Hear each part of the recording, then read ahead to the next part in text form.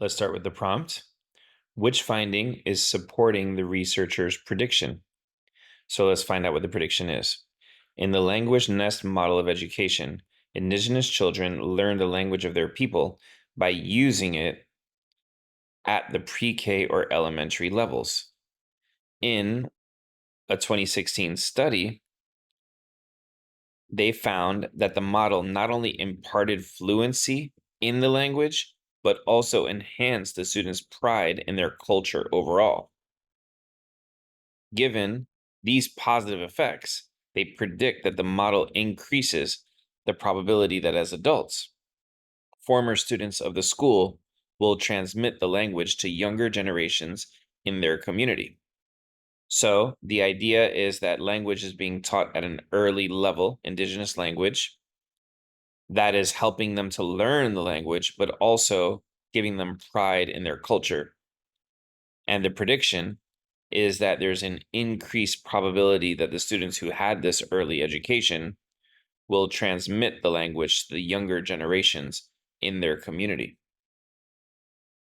So these people will end up being more proud of their language and they'll be more willing to teach it to their own children.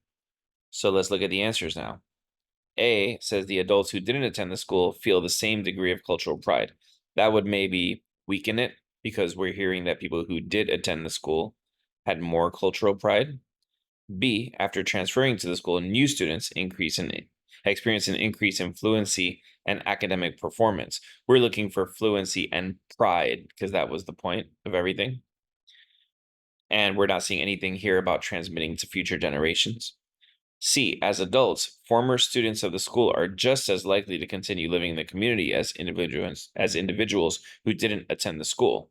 Well, we're not talking about the likelihood of living in the community, so we can get rid of that. And D, as they complete secondary and higher education, former students of the school experience no loss of fluency or cultural pride.